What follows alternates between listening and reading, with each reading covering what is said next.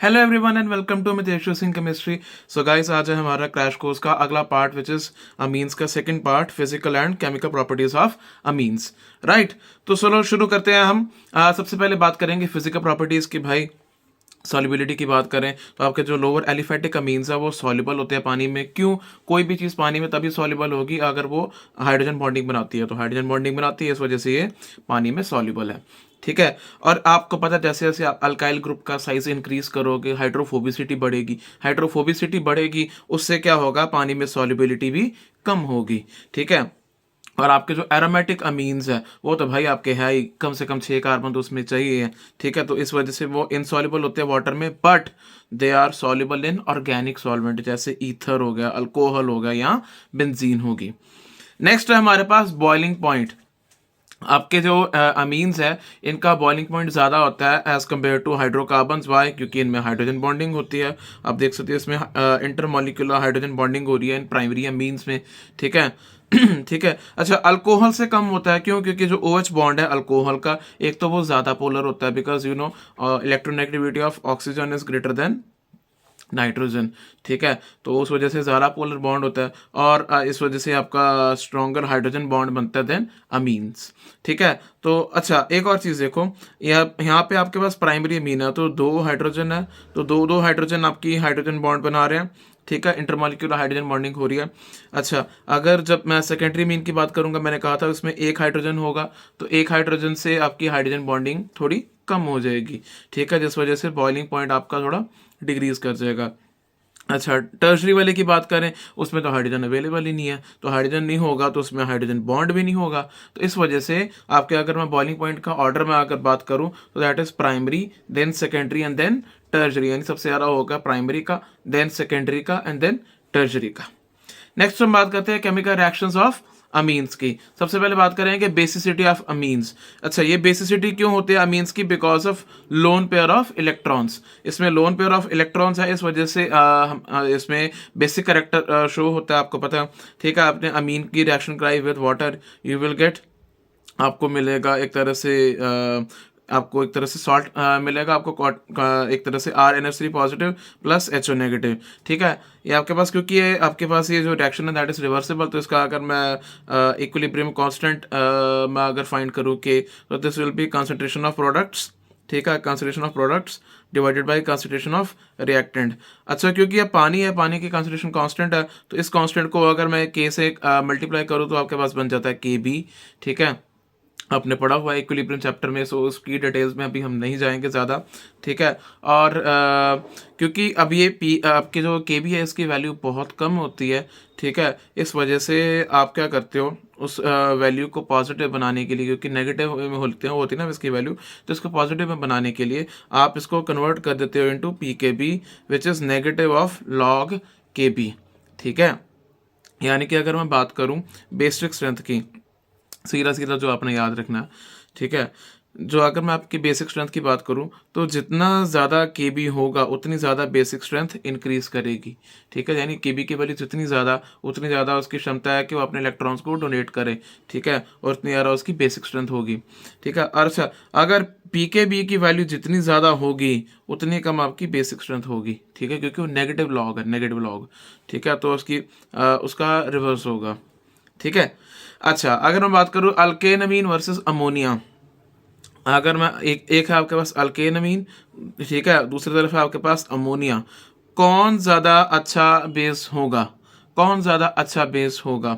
ठीक है, अल्केन अमीन की अगर बात करें, यहाँ पे ऐसे मैंने प्राइमरी अमीन लिया हुआ। ठीक है, प्राइमरी अमीन है तो आपके पास क्या बन जाएगा, अगर आपका ये प्रोटॉन है इसको एक्सेप्ट करेगा, ये इसको एक्सेप्ट करेगा, तो क्या बनाएगा, alkyl ammonium ion. Alkyl ammonium ion, यहाँ पे भी सेम चीज़ होगी। ठीक है, पर क्योंकि अल्काइल है तो उसको हम कहेंगे अमोनियम आयन। ठीक है, अब देखो नाइट्रोजन पे क्या चार्ज आ गया, नाइट्रोजन पे चार्ज आ गया आपके पॉजिटिव, नाइट्रोजन पे चार्ज आ गया आपका पॉजिटिव।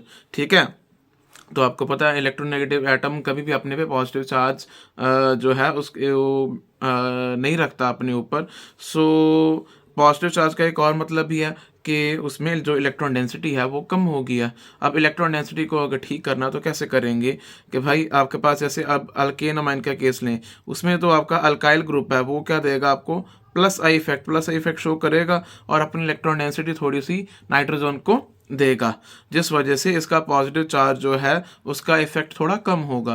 पर अगर मैं अमोनियम आयन की बात करूँ तो अमोनियम आयन में तो ऐसी बात है ही नहीं, अमोनियम आयन में तो ऐसा है ही नहीं। तो इस वजह से हम कहते हैं कि भाई जो आपके एलिफेटिक अमीन्स है वो ज़्यादा स्ट्रॉन्गर बेस है देन अमोनिया, क्योंकि अगर वो अपना इलेक्ट्रॉन दे भी दे, ठीक है, अपना इलेक्ट्रॉन दे भी दे, उसके ऊपर पॉजिटिव चार्ज आ जाए तो वो ज़्यादा अच्छे से स्टेबलाइज हो सकते हैं as compare to ammonium ion, ठीक है।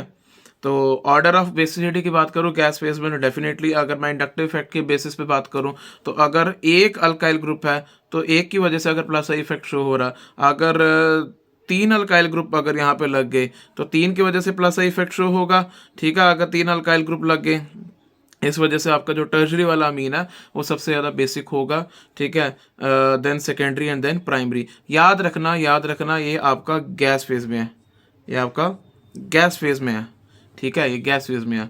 आगे और बात करते हैं basicity of amines in aqueous phase. अब हम बात करेंगे एक्वस फेज की, ठीक है। तो आपने अभी देखा कि प्लस आई इफेक्ट के अकॉर्डिंग तो आपका टर्शरी सबसे ज़्यादा होना चाहिए, then secondary and then primary. पर अब है बात एक्वस फेज की।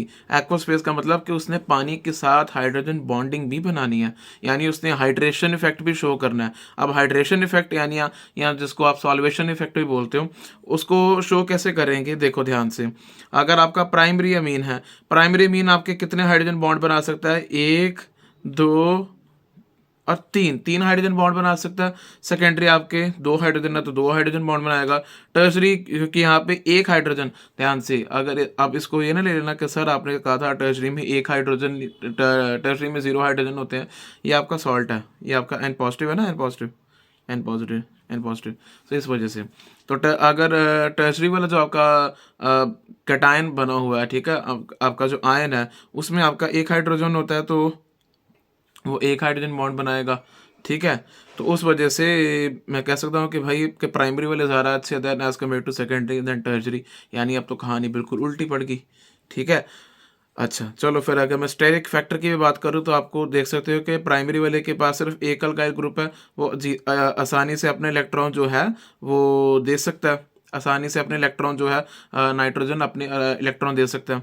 सेकेंडरी में दो अल्काइल ग्रुप आ गए, बल्कियर ग्रुप आ गए, साइज ज़्यादा बढ़ गया तो नाइट्रोजन को अपने इलेक्ट्रॉन देने में थोड़ी सी डिफ़िकल्टी होगी, ठीक है। टर्शरी में और ज़्यादा डिफ़िकल्टी होगी क्योंकि स्पेस ही नहीं होगी, कहाँ से दे, ठीक है। तो उस वहाँ पे भी आपका primary secondary and tertiary factor आ जाएगा। अब बात करते हैं ये फैक्टर्स को हम पढ़ तो रहे हैं पर इसका यूज़ कहाँ पे आएगा।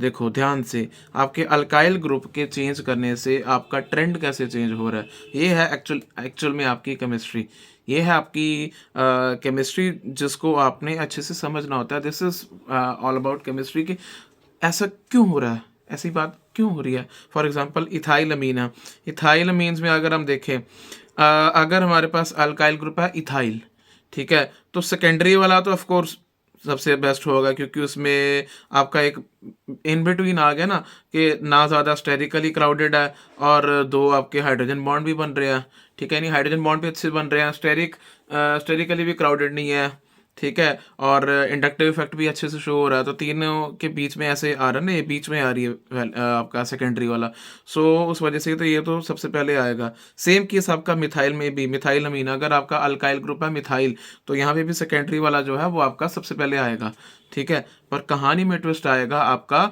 जब मैं बात करूँगा उसके अगले वाले की, यानी कि अगर मैं बात करूं कि सेकेंडरी के बाद आपका कौन सा वाला बेटर होगा बेस, ठीक है, एक्वस फेज में, तो इथाइल अमीन में आपका टर्शरी वाला ज़्यादा बेटर होगा, मिथाइल अमीन में आपका प्राइमरी वाला होगा। वाई अगर आपका मैं बात करूं इथाइल अमीन में तो उसमें आपको पता है कि आपका ये जो ग्रुप है बल्कियर ग्रुप है, बड़ा ग्रुप है। मिथाइल में आपका आर है CH3, इथाइल में आपका आर है C2H5, ठीक है। तो इथाइल में आपका आर ग्रुप बड़ा है, आर ग्रुप बड़ा होने की वजह से उसमें स्टेरिक क्राउडिंग ज़्यादा हो जाएगी, स्टेरिक क्राउडिंग ज़्यादा होगी तो उसमें हाइड्रोजन बॉन्ड बनाने की क्षमता थोड़ी सी कम होगी। तो उसमें हम कौन सा फैक्टर को प्रोडोमिनेंट मानेंगे, प्लस आई। उसमें कौन सा फैक्टर सबसे ज़्यादा प्रिडोमिनेंट होता है? आपका प्लस आई फैक्टर, ठीक है, क्योंकि साइज ही इतना बड़ा है, साइज इतना बड़ा आपका, तो उसमें आपका साइज वाला फैक्टर जो है वो डोमिनेट हो जाता है। सो इस वजह से सेकेंडरी के बाद टर्शरी एंड देन प्राइमरी होती है इन इथाइलमीन, ठीक है, बेसिसिटी की बात करूँ तो। अगर मैं मिथाइलमीन की बात कर रहा हूँ, ठीक है, तो ऑफकोर्स सेकेंडरी के बाद यहाँ पे प्राइमरी को प्रेफर होती है, प्राइमरी की बेसिसिटी ज़्यादा होती है आफ्टर सेकेंडरी। वाई? बिकॉज इसमें आपका आर ग्रुप छोटा है, तो ये आपका हाइड्रोजन बॉन्डिंग अच्छे से बना सकता है, ठीक है। तो इस वजह से आपका जो प्राइमरी वाली अमीन है वो उसको ज़्यादा हम प्रेफर करते हैं as compare to tertiary. In fact हम नहीं प्रेफर करते, ये ऐसे नेचर में पाया जाता है, ठीक है। तो आपके अल्काइल ग्रुप के साइज से ध्यान से देखो, अब इसको ध्यान से, आपके अल्काइल ग्रुप को चेंज करने से पूरी की पूरी केमिस्ट्री चेंज होगी। जब अल्काइल ग्रुप को आपने छोटा वाला अल्काइल लिया है ना, मिथाइल ले लिया, तो मिथाइल में आपका ऑफ कोर्स इतनी स्टेरिक क्राउडिंग नहीं होगी, तो उसमें जो हाइड्रोजन बॉन्डिंग वाला फैक्टर है वो प्रिडोमिनेंट हो जाता है। बट अगर मैं इथाइल अमीन ले रहा हूँ, अब उसका साइज कार्बन अब एक और इंक्रीज करके साइज बढ़ गया, तो साइज बढ़ने की वजह से क्या हुआ, साइज बढ़ने की वजह से आपकी हाइड्रोजन बॉन्ड बनाने की क्षमता थोड़ी सी कम होगी। हाइड्रोजन बॉन्ड बनाने की क्षमता कम होगी, तो उसमें फिर कौन सा इफेक्ट प्रिडोमिनेंट होगा? प्लस आई इफेक्ट, ठीक है।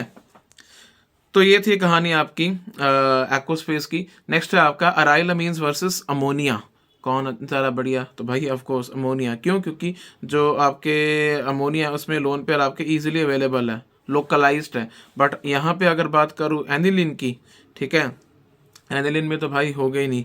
आप देख सकते हो आपके लोन पेयर क्या होंगे, रेजोनेंस में पार्टिसिपेट करते हैं, ठीक है। तो उस वजह से आपके lone pair they are very less likely to be available, ठीक है। तो उस वजह से आपका ज़्यादा बेसिक कौन होगा?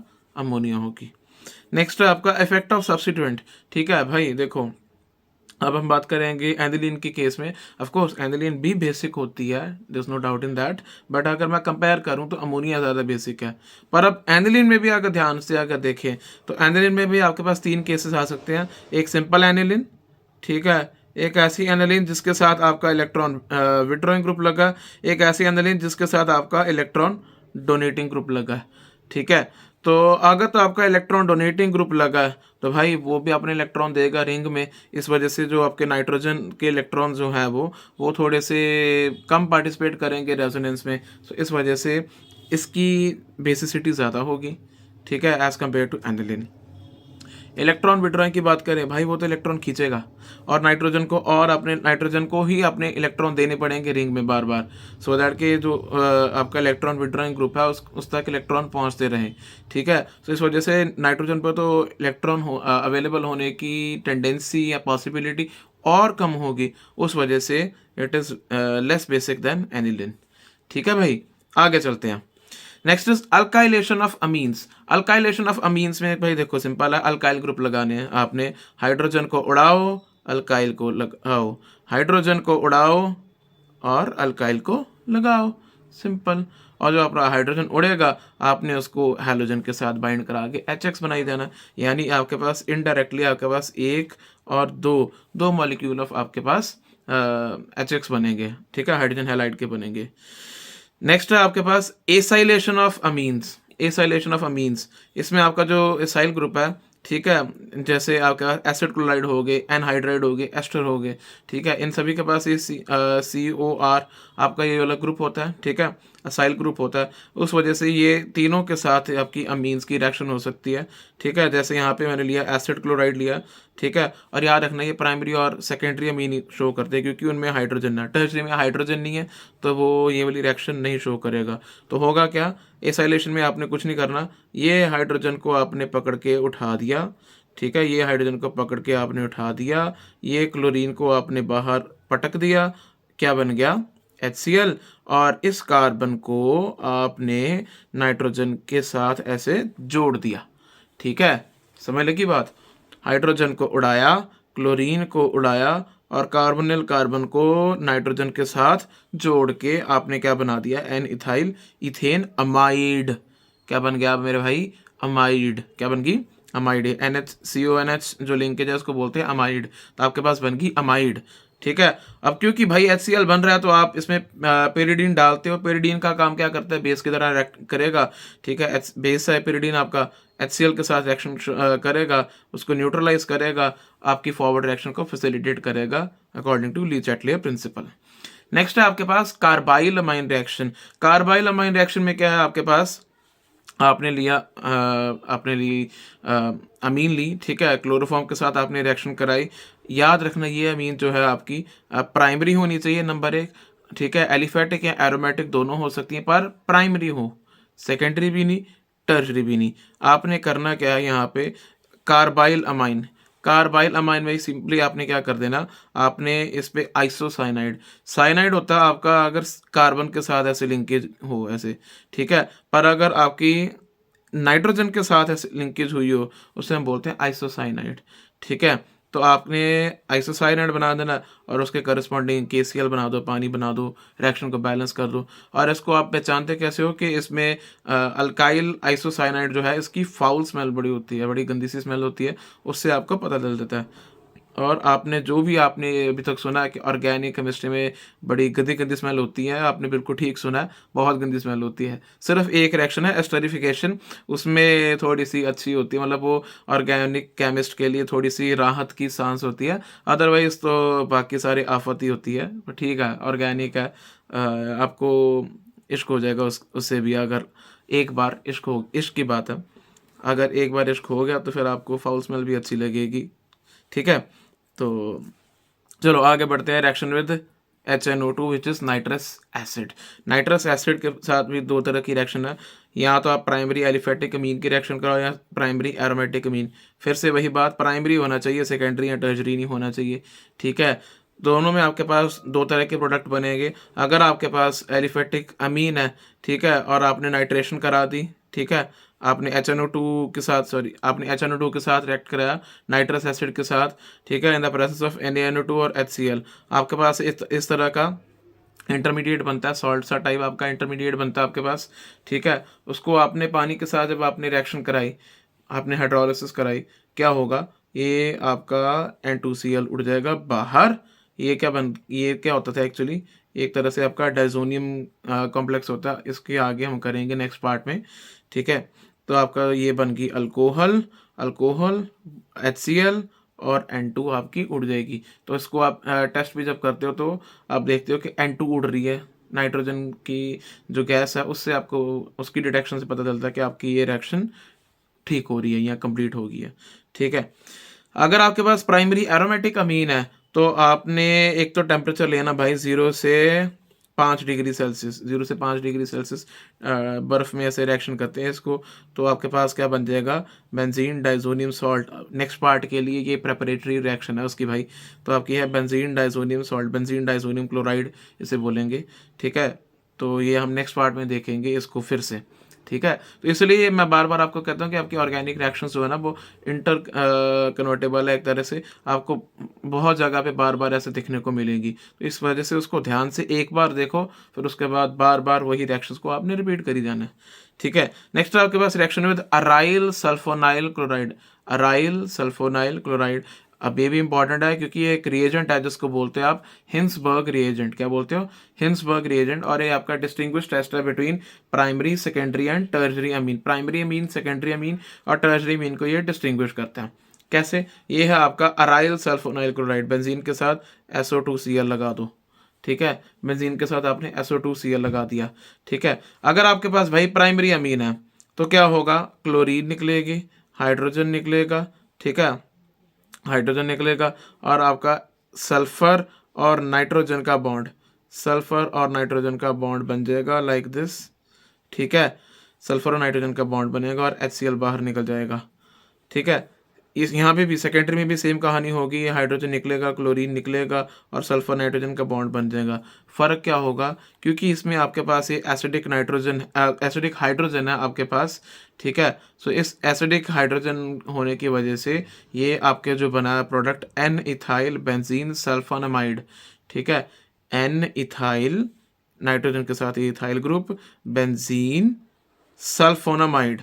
सल्फोनामाइड, अब देखो अमाइड तो होती है आपकी CONH, ठीक है, बट अगर कार्बन की जगह सल्फर लगा दिया है ना, तो इसको हम बोलते हैं सल्फोनामाइड, सल्फोनामाइड, ठीक है। ये आपकी अल्कली में सोडियम हाइड्रोक्साइड में सॉल्युबल है। बट जो अगर आप सेकेंडरी अमीन, अगर सेकेंडरी अमीन के साथ आप रिएक्शन कराते हो, तो आपके पास बनती है NN di ethyl, NN di ethyl benzene sulphonamide, ठीक है, बेंजीन सल्फोनामाइड। ये आपकी अल्कली में सॉल्युबल नहीं है, ठीक है, ये अल्कली में सॉल्युबल नहीं है। और अगर आप टर्जरी से रिएक्शन कराते हो तो भाई रिएक्शन ही नहीं होगी। तो इससे आप चेक कर सकते हो कि आपकी जो अमीन है वो प्राइमरी है, सेकेंडरी है या टर्जरी है, ठीक है। क्योंकि यहाँ पे अभी मैंने इथेनामाइन लिया है, ठीक है, तो आप कोई भी अमीन देख सकते हो, आप उसको आप चेक कर सकते हो कि प्राइमरी है, सेकेंडरी है, टर्जरी है। प्राइमरी है वो सॉल्युबल होगा अल्कली में, सेकेंडरी है तो वो इनसॉल्युबल होगा अल्कली में, टर्जरी है तो भाई रिएक्शन ही नहीं होगी, कुछ भी नहीं होगा, ठीक है। अब हम बात करते हैं इलेक्ट्रोफिलिक सब्स्टिट्यूशन रिएक्शंस की। अब ये बड़ा ध्यान से देखने वाली है इसमें, सो इसको हम थोड़ा सा एनसीईआरटी से भी साथ साथ में देखेंगे। सबसे पहले आपकी ब्रोमिनेशन। ब्रोमिनेशन में क्या भाई, आपकी जो एनिलीन है ब्रोमीन के साथ रिएक्ट करती है ब्रोमीन वाटर में, और ये रिएक्शन बड़ी ना विगरस रिएक्शन होती है। इस वजह से ये बड़ा एक्टिवेटिंग ग्रुप है आपका एनिलीन, ठीक है, बिकॉज ऑफ रेजोनेंस ऑर्थोपैरा ये डायरेक्टिंग है, तो आपके ऑर्थो और पैरा पे आपके ब्रोमीन लग जाता है और ट्राई सब्स्टिट्यूशन हो जाती है, बन जाता है 2,4,6 ट्राई ब्रोमो एनिलीन, ठीक है।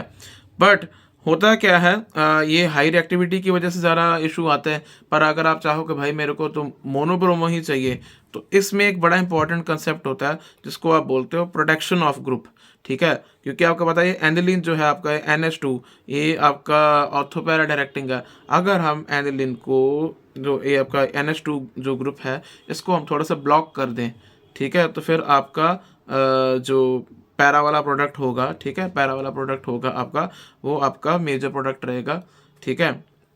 उसको आप ज़्यादा अमाउंट में आप बना सकते हो मोनोब्रोमो। कैसे, क्या आप करोगे, आप NH2 को प्रोटेक्ट करोगे by acetylation with acetic anhydride. आपने एसिटिक एनहाइड्राइड लिया, इसको बोलते हो आप acetic anhydride, acetic anhydride, acetic anhydride को लिया आपने, ठीक है, in the presence of pyridine। आपका ये एक हाइड्रोजन निकल जाएगा, ठीक है, आपके पास क्या बन जाता है nitrogen C double bond O CH3। इस तरह से आपके पास ये वाला जो आपका ग्रुप है COCH3, ये नाइट्रोजन के साथ लग जाता है। और जब उसके बाद आप इसकी ब्रोमिनेशन कराते हो, ठीक है, इथेनॉलिक सॉल्यूशन में, तो आपके पास पैरा ब्रोमो वाला डेरिवेटिव बनता है। उसको फिर आप इसको वापस से अमीन बनाने के लिए आप इसको किसी भी एसिड या बेसिक किसी में भी आप डाल दो, तो ये आपका COCH3 ग्रुप निकल जाता है और वहाँ पे हाइड्रोजन लग जाएगा, ठीक है।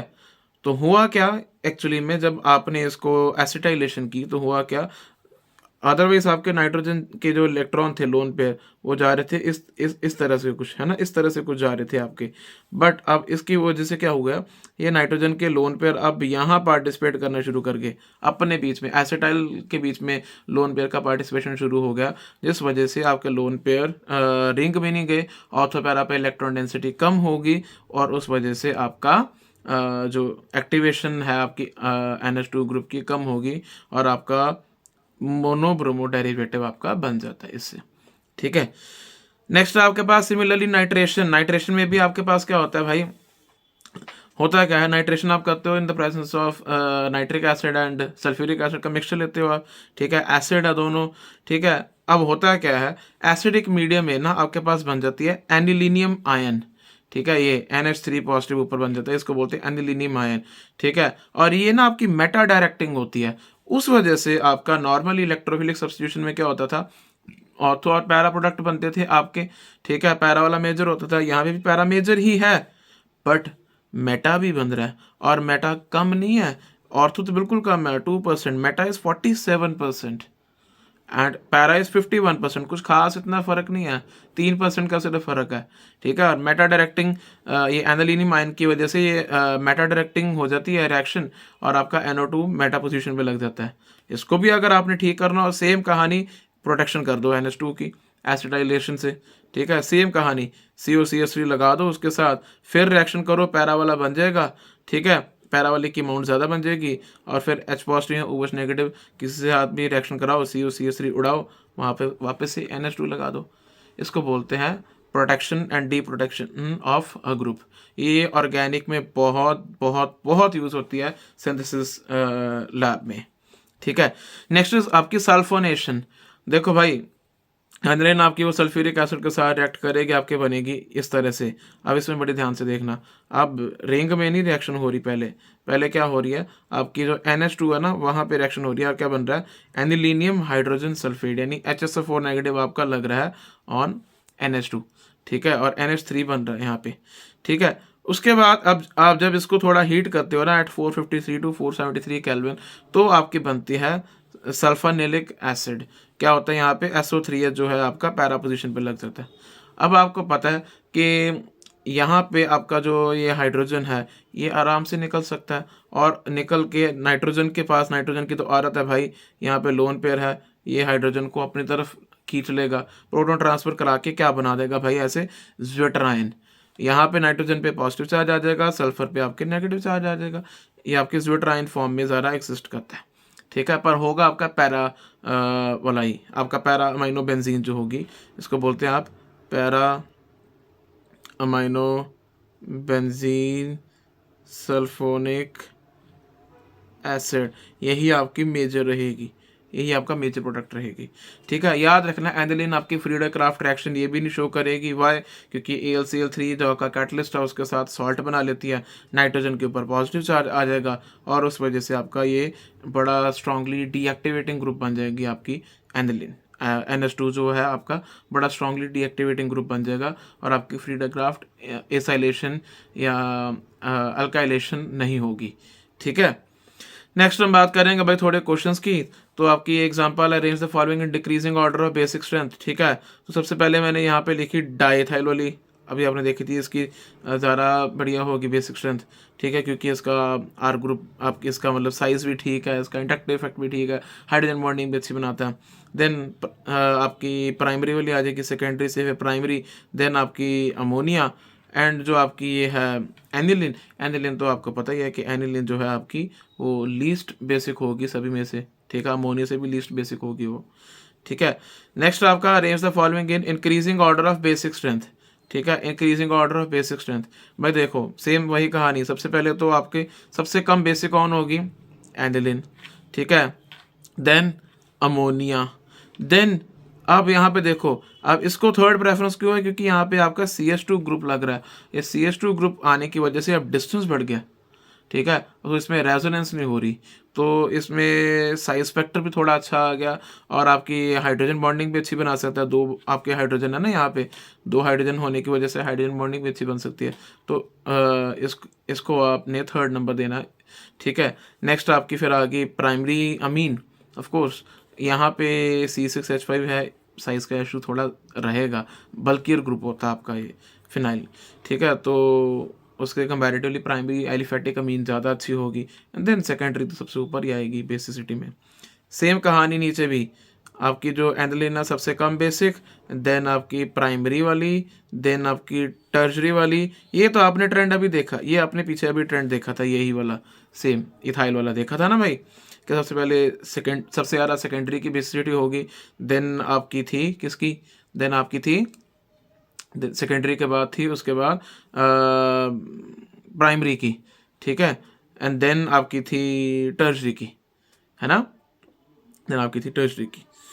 अच्छा, ये आपका होमवर्क है, सिंपल है, ट्राई करके आइए इसे, ठीक है। नेक्स्ट आपने ये रिएक्शन को कंप्लीट करनी है, CH3 CH2 CH2 NH2 और HCl, एसिड बेस रिएक्शन है, सिंपल, ठीक है। क्या होगा, ये यहाँ पे एक हाइड्रोजन लग जाएगा, इस पे पॉजिटिव चार्ज आ जाएगा, Cl ऐसे एग्जिस्ट करेगा लाइक दिस, इसको आप बोलोगे N propyl ammonium chloride.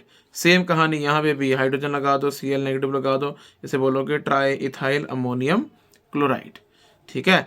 Next is write reactions for the final alkylation product of aniline with excess of methyl iodide in the presence of sodium carbonate solution.